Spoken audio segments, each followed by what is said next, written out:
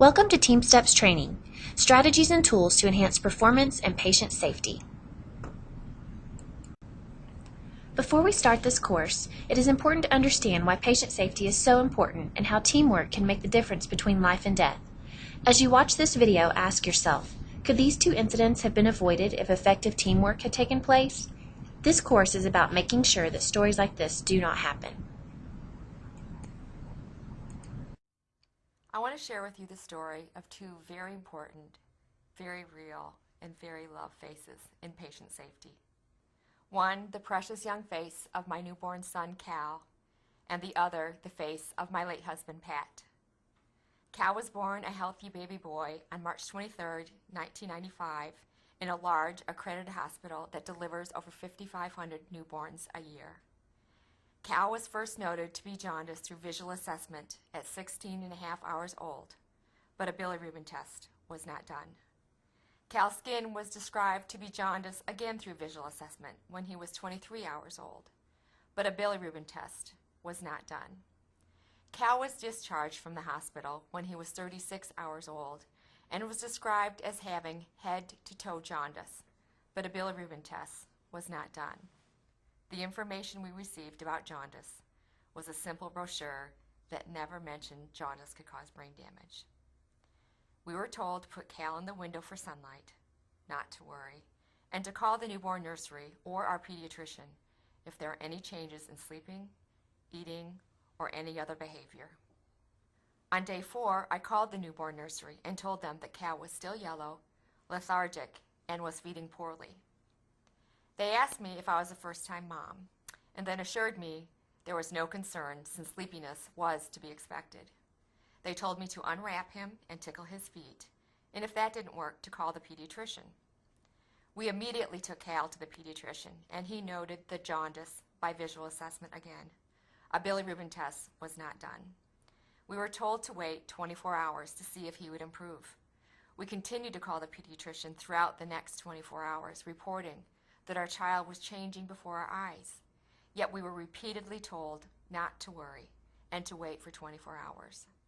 At 5 days of age, the pediatrician admitted Cal to the pediatric unit. Cal's bilirubin was tested for the first time, and it was one of the highest recorded bilirubin levels at the hospital. Treatment was limited to phototherapy. Again, we were told not to worry.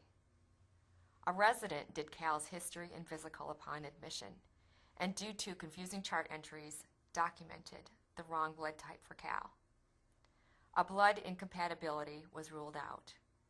We later found out that Cal's jaundice was due to a common blood incompatibility and was very easy to treat.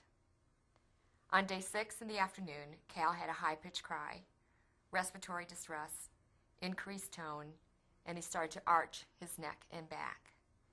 These behaviors were all acute symptoms of kernicterus, or brain damage from jaundice. Again, we reported the unusual behavior to the providers and staff, and again, we were told not to worry. Cal was later diagnosed with classic textbook kernicterus. Cal has athetoid cerebral palsy throughout his entire body, neurosensory hearing loss, enamel dysplasia on his front teeth, crossed eyes, and other abnormalities.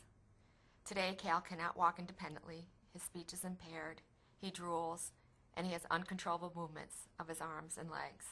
In 1999, my husband Patrick, who was a face of panache, ambition, confidence, and strength, also suffered a medical error. It was discovered that Pat had a mass in his cervical spine, and because of the size, shape, and behavior of the mass, it was thought to be a slow-growing benign tumor. With the help of our local referring doctor, Pat and I sought out the best neurosurgeon in the nation. The tumor was surgically removed and a frozen section was sent to pathology. A phone call from pathology to the OR revealed an atypical spindle cell neoplasm, which was understood by the OR team to be benign. The pathologist, however, believed it to be very suspicious and ordered more stains to further define the tumor. 21 days after the date of surgery, a final pathology report was issued as a malignant synovial cell sarcoma. The report was apparently sent to the surgeon's office, but was either filed without the surgeon ever seeing it, got lost, or was misplaced. The cancer was never communicated to Pat, our local referring doctor, or me, and it went untreated for 6 months. Pat's neck pain returned, so we went back to the neurosurgeon to find that the tumor had grown to the size of the surgeon's fist, had spread, and had invaded his spinal cord. Upon removal and in pathology, it was again diagnosed as a sarcoma. Pat's chances to survive his cancer were reduced dramatically by the communication failure. After 7 surgeries, 9 months of chemo, and several rounds of radiation, Pat died. Both Cal's and Pat's errors are examples of simple yet catastrophic systems failure due to communication breakdowns and uncoordinated teamwork. Cal went through several layers of the healthcare system, and each layer failed to stop the succession of error. There was a system-wide failure to include Pat and me in Cal's care. This was not any one individual's failure, but at any point, one individual could have made a difference by stopping the systemic failure before it reached its tragic conclusion. What if a genuine culture of safety that practiced a systems-based approach had been in place? What if our concerns as parents were taken seriously and we were asked to work in partnership with Cal's providers to help identify jaundice symptoms? We, parents, patients, and family members can be additional eyes and ears to spot symptoms. We can be an extra resource to see, feel, recognize, and report changes and concerns. What if the pathologist had given the surgeon a heads up that Pat's tumor was suspicious and that they had ordered additional tests? Or if someone had contacted the neurosurgeon to ensure the receipt of the malignant pathology results? Or what if the pathologist and the neurosurgeon understood the phrase atypical spindle cell neoplasm to mean the same thing? As a family, we were profoundly let down by the very system that we once trusted implicitly. With this in mind, I ask you to never give up on patient safety. Seize it with relentless passion and embrace it with urgency, honor, and hope. While there may be barriers, patient safety cannot wait. I know from my own efforts, each individual can and does make a difference. And I must say that I have witnessed progress, promise, and the power of partnerships since the errors in my family occurred. I have had the honor of being part of some robust patient safety initiatives that are making a difference. PIC, Parents of Infants and Children with Kernicterus, formed by a group of moms and dedicated to the eradication of kernicterus. CAPS, Consumers Advancing Patient Safety, whose mission is to help create a healthcare system that is safe, compassionate, and just. And WHO, the World Health Organization, which identifies the patient as the core of their newly launched World Alliance for Patient Safety and is dedicated to creating the collective voice of the global consumer in areas such as patient safety, solutions, reporting, and research. These initiatives are all harnessing the passion, the hard-won knowledge, and the spirit of the consumer to work in partnership with healthcare agencies, professional organizations, providers, accreditors, and the insurance industry. Your spoken word, your courage to challenge, your will to engage in teamwork, and your determination to ensure no harm can all be pivotal in determining if a patient lives or dies. You have a powerful opportunity to revolutionize patient safety by recreating how healthcare is delivered, as a team, as a system, as a champion. You are the front line. You are the decision makers. You are our partners.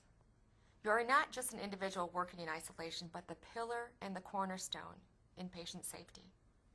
Ask yourself, how can I be part of the transformation of healthcare and patient safety? Because working in partnership with each other, your coworkers, and your patients, we can make a difference so that daddies and babies and other precious family members and friends are safe from harm. Thank you.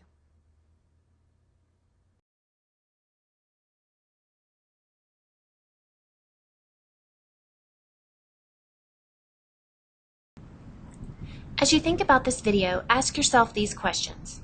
How are patients harmed as a result of medical error? How can we prevent medical errors? And what are some of the solutions? In this module, we'll describe the TeamSTEPPS training initiative, explain UMC's patient safety program, describe the impact of errors and why they occur, describe the TeamSTEPPS framework, and state the outcomes of the TeamSTEPPS framework. Teamwork truly is all around us. The U.S. Department of Defense values teamwork as key to its mission, thus training more of its institutions in teamwork than any other system in the world.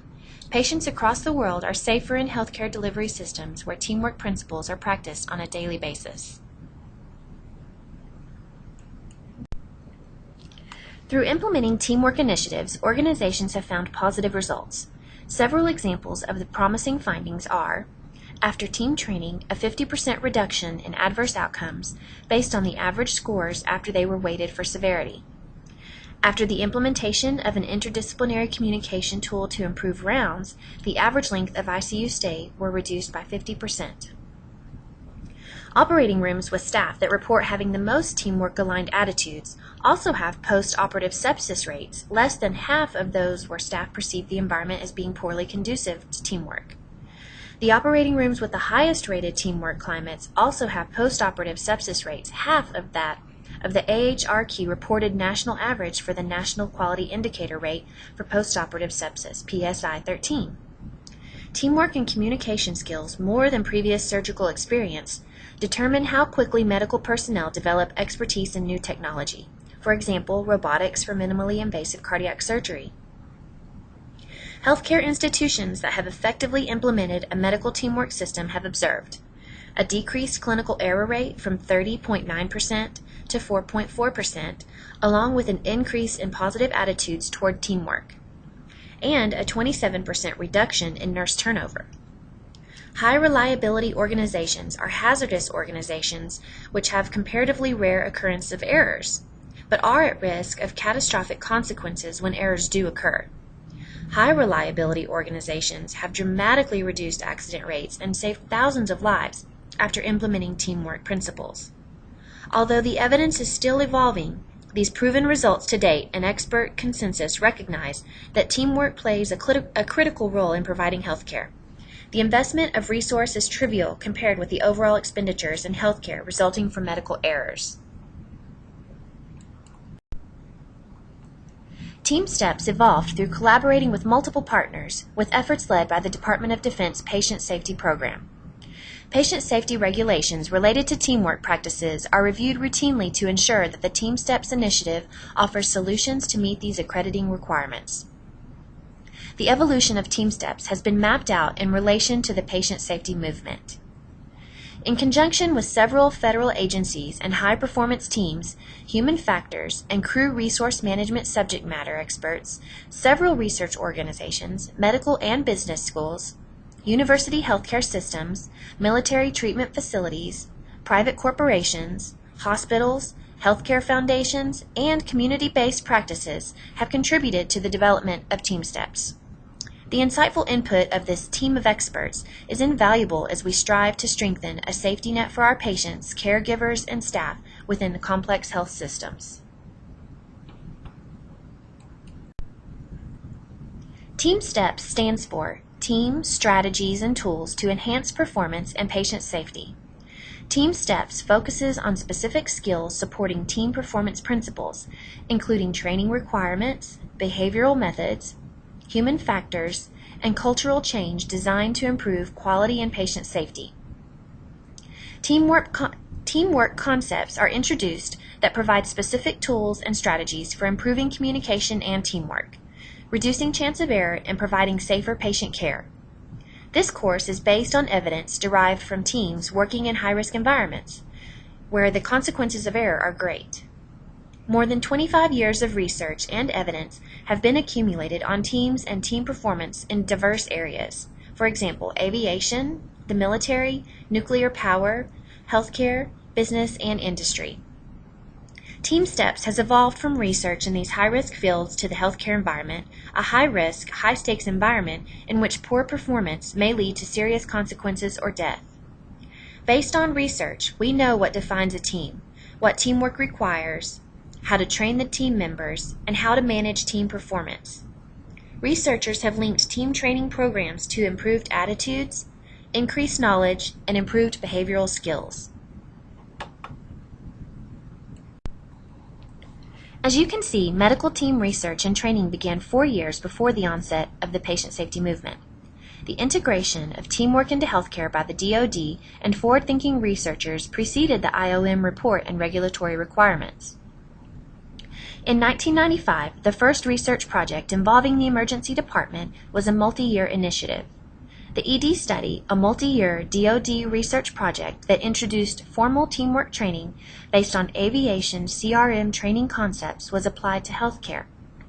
Med teams began with a retrospective closed claim review of the ED risk management cases.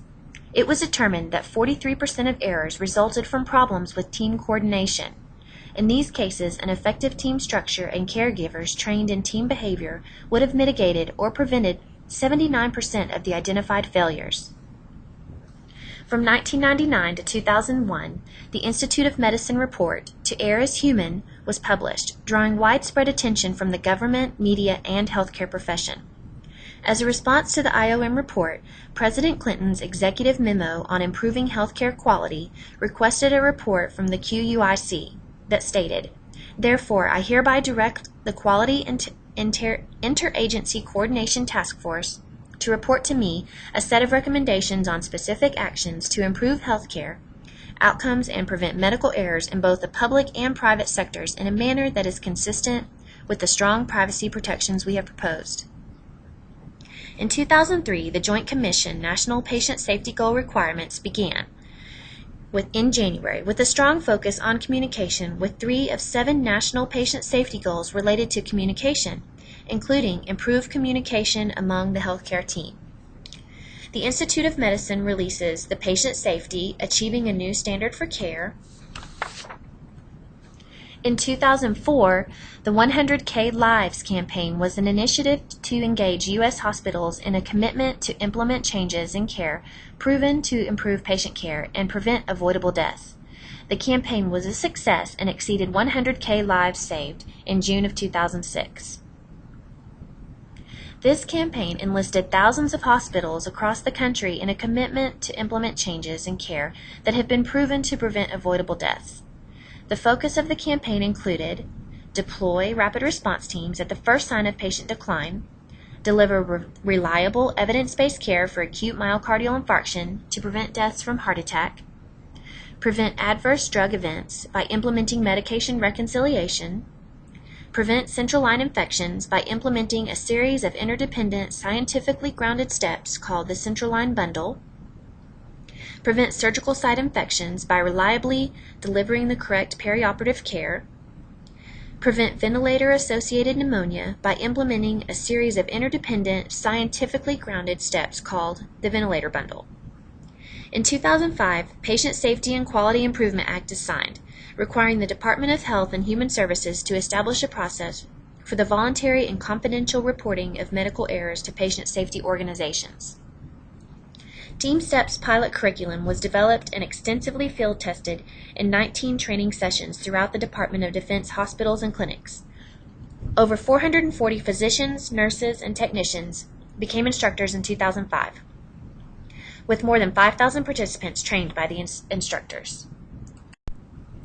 Think about how UMC and your department utilize the patient safety program in our organization, which is designed to promote a culture of safety.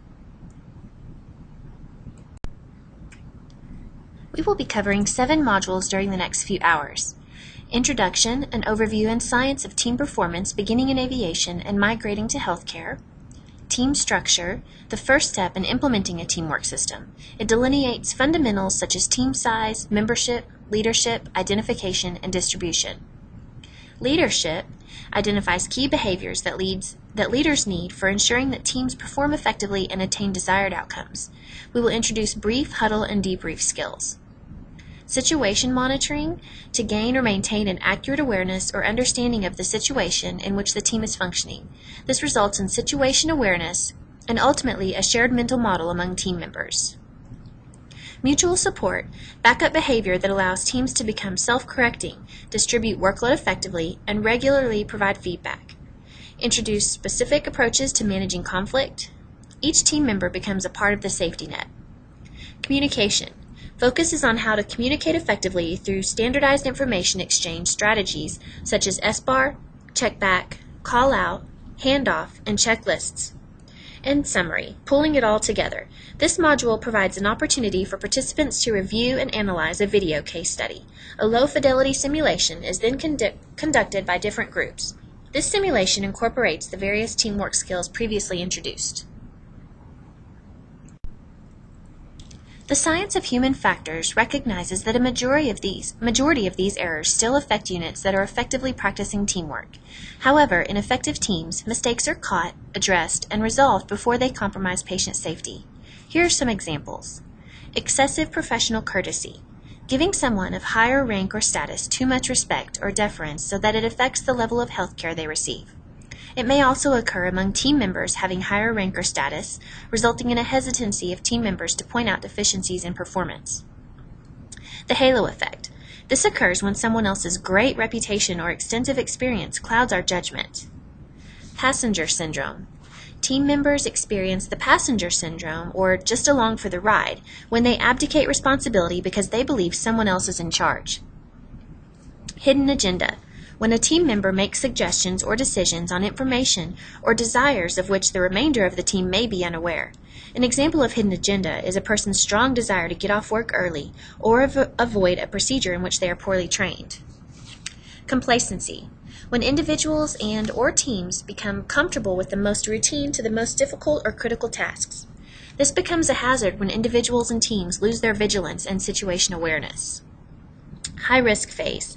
A procedure or a time in which a medical mishap is likely to happen, for example, shift change. Task or target fixation. This is a condition in which an individual's and/or a team's focus on a task may impair their decision-making or make them oblivious to the big picture. It is generally precipitated by a real or perceived pressure to perform, or by workload or stress-related issues. Strength of an idea. An unconscious attempt to make available evidence fit a preconceived situation. Once people get certain ideas in their heads, it can be very difficult or impossible for them to alter that idea regardless of how much conflicting information is received. Hazardous attitudes. These are ways of thinking and viewing of the world. For example, anti-authority, impulsiveness, invulnerability, machismo, or even resignation.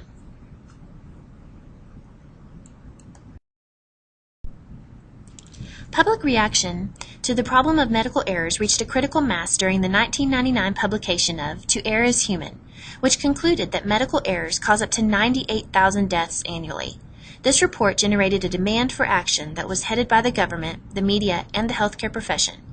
Former President Clinton established a Quality Interagency Coordination, the QUIC, task force to develop a coordinated federal plan for reducing the number and severity of medical errors. Among QUIC's recommendations was the widespread adoption of human factors training, such as crew resource management, for improving medical teams' performances. Their duties included the following: identify causes of errors, develop error reduction strategies, and distribute effective strategies. So where are we now, more than 5 years later? In 2005, an article published in the Journal of the American Medical Association indicated that despite the calls for a 50% reduction in medical errors over 5 years, as many as 98,000 Americans still die each year because of medical errors, despite an unprecedented focus on patient safety over the last 5 years, and the death rate has not changed much. However, there were also some promising findings, according to Leap and Berwick. Reductions of certain types of error-related illnesses and deaths occurred. According to the JAMA article, team training in labor and delivery has led to a 50% reduction in harmful outcomes in premature deliveries, such as brain damage. Computerizing prescriptions has led to an 81% reduction in medication errors. Placing a pharmacist on the medical team has resulted in a 66 to 78% reduction of preventable adverse drug events. And implementing rapid response teams has led to a 15% decrease in cardiac arrests. Now that we're familiar with how prevalent medical error is, let's examine the causes of it. To identify these causes, instances in which medical errors occurred were dissected using a root cause analysis process to determine contributing factors. Of the sentinel events voluntarily reported to the Joint Commission over a 10-year period, the top contributing factor has been inadequate communication. Integrating teamwork principles into daily practice can help mitigate errors.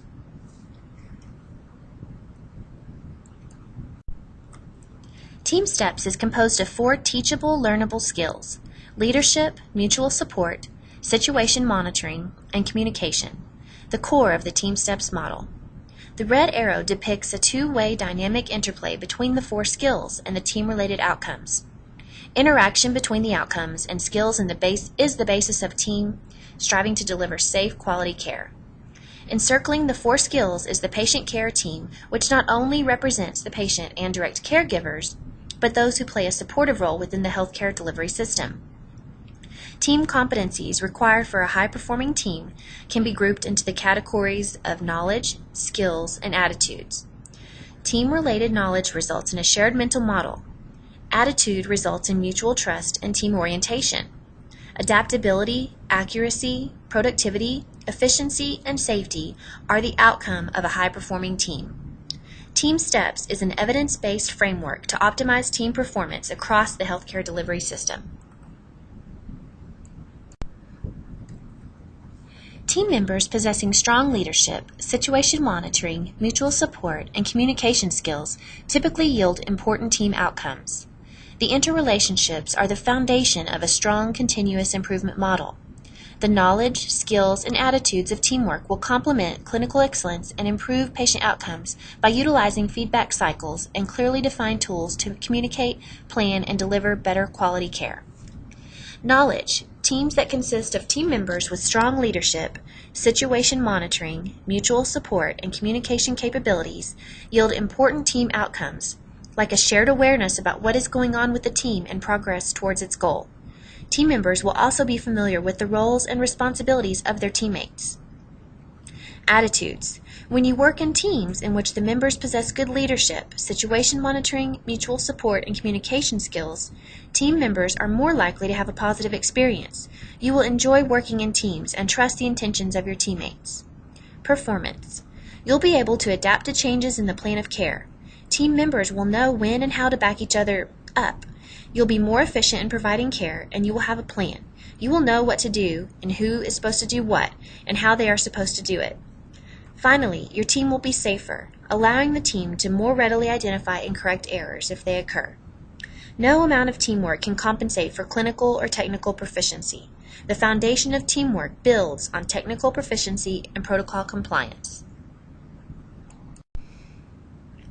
Some teamwork actions are to recognize opportunities to improve patient safety, to assess our current organizational culture and existing patient safety program components, identify teamwork improvement action plans by analyzing data and survey results, designing and implementing initiative to improve team-related competencies among our staff, and to integrate TeamSTEPPS into our daily practice. High-performance teams create a safety net for our healthcare organization as we promote a culture of safety.